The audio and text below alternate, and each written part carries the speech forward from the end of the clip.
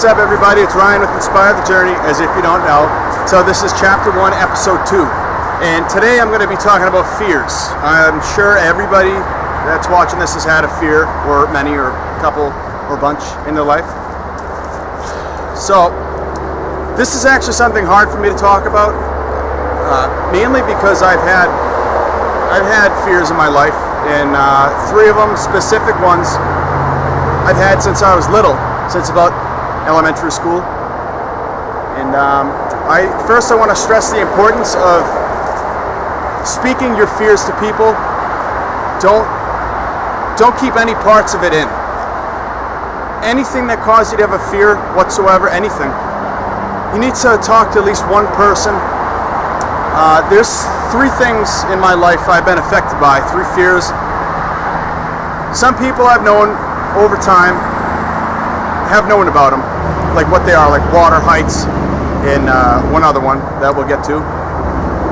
But no matter how close people have gotten to me, not even my family, they didn't even know the details. Yeah, there's going to be loud cars.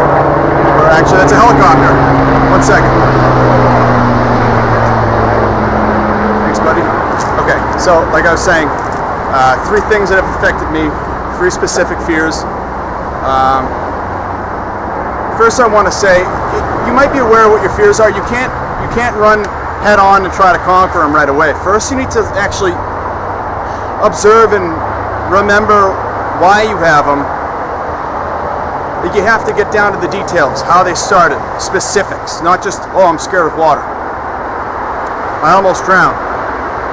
No, there's always more. So these things I've never told anybody, any of my friends, relationships, my family. There's only one person I was actually going to tell this stuff to. I didn't get the chance, but it's okay. This is something I want youth, young adults, even kids to know about, because it's something that affected me really deep. And like I said, and I think it was the intro video 2, I've known since I was a little boy I had a purpose here to help, and you're going to learn about that right now. So when I was younger, my family, we went to a cookout / pool party, family friends, and there was an in-ground pool. And prior to that, I had a fear of water. I didn't really have much of a reason. Oh man, it's not raining, so I'm going to speed up. So I didn't have much of a reason for that. We were in the pool, and we all know in-ground pools have that slope. So I was like 1.5 feet away from the concrete edge of the pool, and I wanted to get one of those donut float things. So I was edging over to it, and as I got my fingers on it, I thought I had it. So I put my weight on it, and of course, the luck of the Irish I've always had, it ended up moving away from me. So when it did, at the same time, simultaneously, my feet slipped down the slope of the pool, and I panicked, and I let all my breath out, and I remember sinking into the water. Sorry, this is something tough for me to talk about, but I need to get the fears video out of the way. As I was sinking in the water, I had my eyes deadlocked on the sun.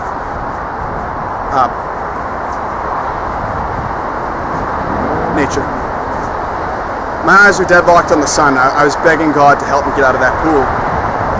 And I tried everything I could to get above the water. And, like I said, people know about that. But this is something I've never told anybody. I just told my family a couple days ago. A voice came in my head. I'm not crazy. A voice came in my head and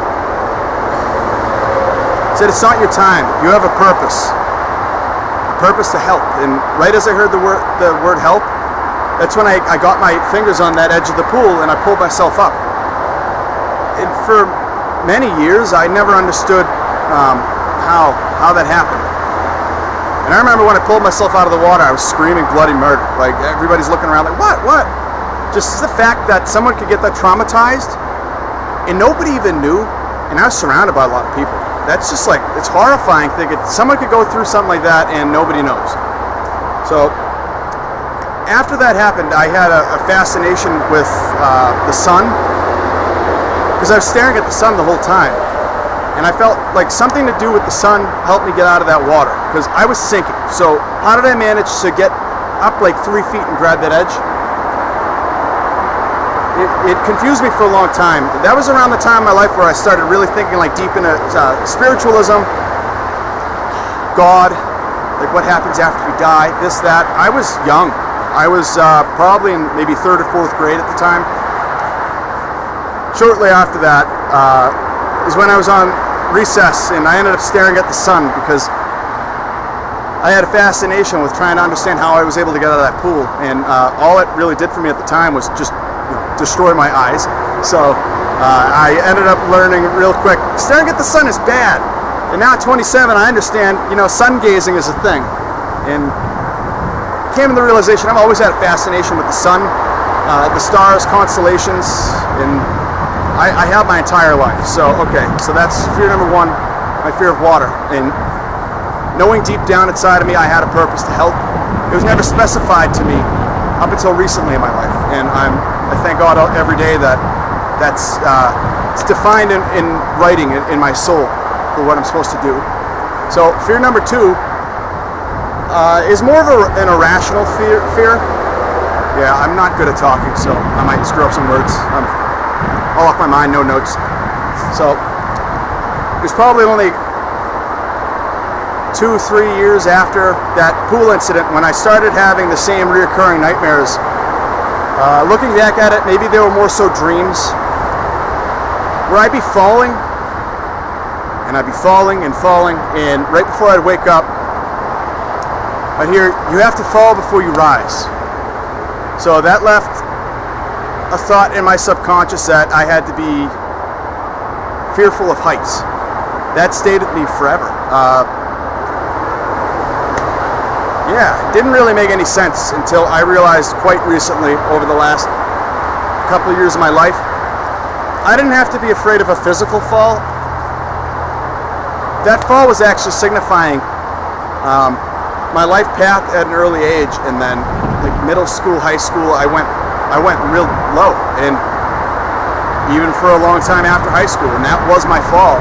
And I'm in my rise, because if I didn't go through everything I went through in my life, I wouldn't be on this camera right now talking about some of the deepest things that affected me in my life. I had to take that fall to become the man that I am now, and I had to go through many things in my life in order to help people, because I was predestined to help people in my life, and I know this. So I hope that kind of all makes sense to you guys, why I'm doing this. I can relate to a lot of people on a lot of specific things. Probably more than I've ever wanted to, but everything does happen for a reason. I know there's certain times in life where that seems like the dumbest saying you'll ever hear in your life, and believe me, I've thought that many times. Okay, so then the third fear, it's harder to understand or explain, because